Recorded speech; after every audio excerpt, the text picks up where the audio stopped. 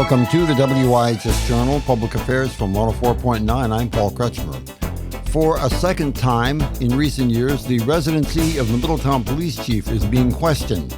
A previous chief was out of town living with a parent in Old Saybrook for a year on an extension of a waiver from living in the city of Middletown before he retired.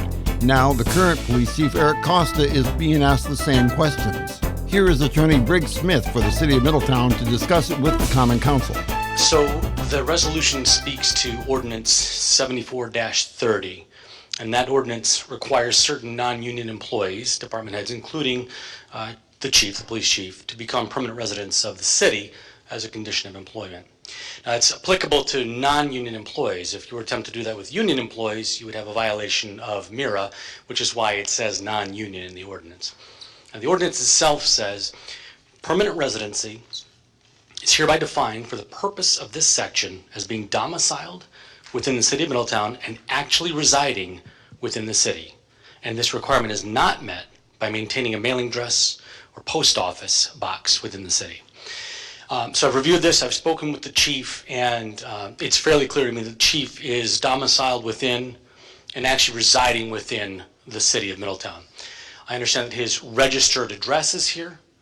I understand that his voting registration is here. I understand that his driver's license registration is here. I understand that he's living here. So those indicate very clearly that he resides here. Now, a question has arisen about the difference between domicile and residency. You'll see that the ordinance talks about both, right?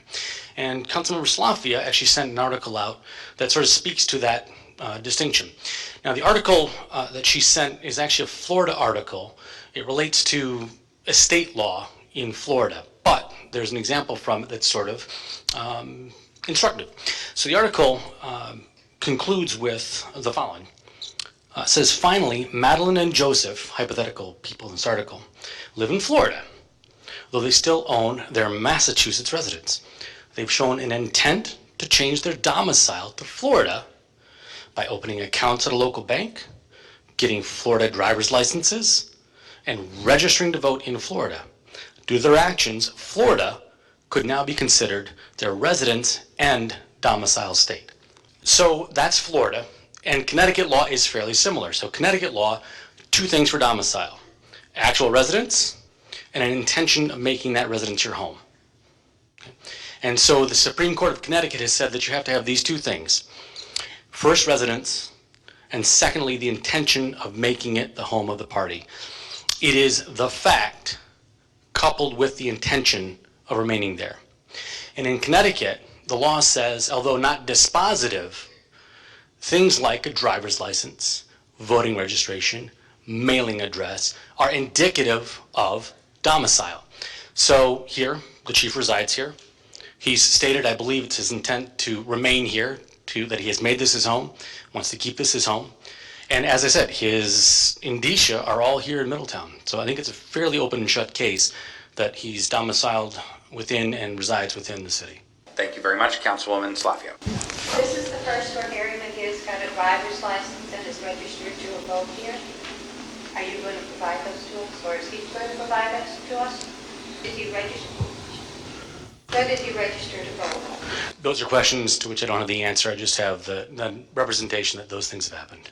I don't know what you've been provided with. Councilman General. Thank you, Your Honor. I had a lot of stuff thrown at me with the word domicile. Sure. Some legal definitions as well. Mm-hmm. Does that provide family? I'm sorry? Family living with you. I don't understand the question. Family. So would his family be living here as well with him? Not to my knowledge, there's nothing in the case law that says anything about family. Do you have, good thing you mentioned case law. Is there any case laws on this topic? Yeah, I just gave it to you. An actual case law? Yeah, that's a quote from the Supreme Court. Any other one besides the one that she provided?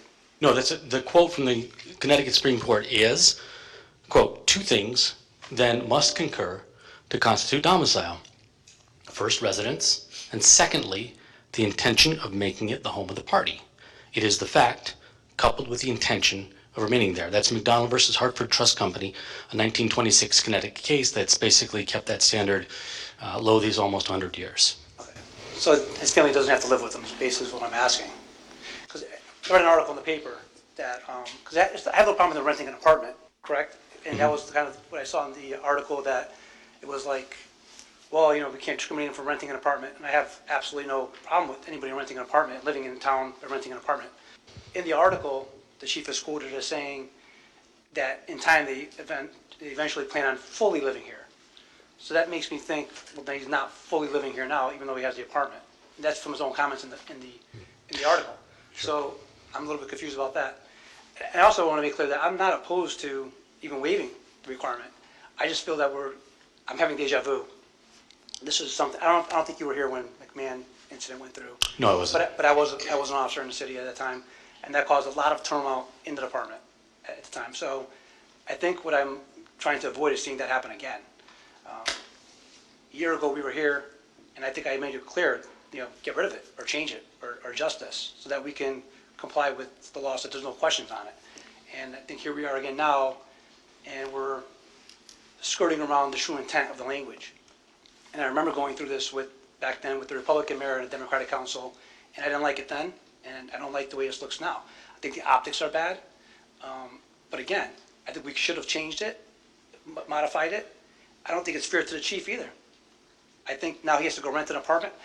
He's been a chief, I know, you know, he's a family man too, and he has a family, he has kids.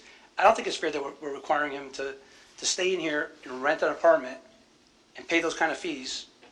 I mean, I think we all know what a rental place could look like.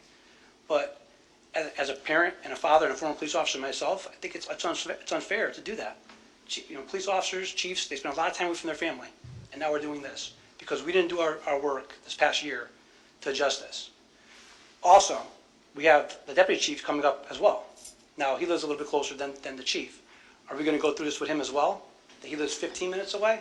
Is he going to have to get an apartment here? So just going home every night to see his family for 15 minutes? So, you know, this isn't a personal thing. I'm just saying, this is where I'm standing on this issue, and this is why I think that maybe in the future, and you might be able to help with this, is we change this ordinance to correct it appropriately. Because I think going through this over and over again, it's been 2 years now. Why can't we just fix it? I think it's a simple fix, and I think it should be done. And I think it's not fair to the chief, and it's not fair to the citizens and the taxpayers who call me and say, not this again, right? So I think we should fix it. I think we should try to make things right for both sides and do the right thing, regardless of what the actual wording and getting technical on all the language. So I'm hoping we could eventually do that, if not tonight, in the future. Thank you. I'll go to Councilman Lafredo. I'll remind folks that this is questions to directors, and Yes, I understand. This will be questions. Yes, I understand. So I just want to clarify, if I might make sure so, for clarification purposes. You just stated that you cited the state Supreme Court, and you cited our current ordinance, and you said that the ordinance is being complied with. Yes. It is being complied with because the standards as determined by the Supreme Court of the state of Connecticut, when we use the term permanent residency, one must be domiciled, and therefore to be domiciled both either with a house or some other way of being domiciled. We have hundreds, thousands of apartments dwellers in the city of Middletown. That's a choice. Correctly, if I have an apartment, registered, licensed, voting registration, any other formal demonstration that I am a resident of the city and domiciled here, that's being attested to, correct? Yes. And you had an interview with the police chief to see if that he was in compliance. Yes. And he said what? He said that he represented that he has all these indicia that this is his home and he intends to keep it his home. And he's meeting the terms and conditions of when he applied for this position, and he did receive a couple of waivers, and at some point, and this was no more further waivers from the last waiver he received, that he would meet the terms and conditions of the ordinance statute. Yes. Ordinance of the city of Middletown. Yes. He does comply. Yes. Thank you. Excerpts from a recent Middletown Common Council meeting. For further information, call us at 860-346-1049. Opinions expressed are those of the participants, not necessarily those of the staff or management of the station. I'm Paul Kretschmer for the WIHS Journal, Public Affairs from 104.9 WIHS.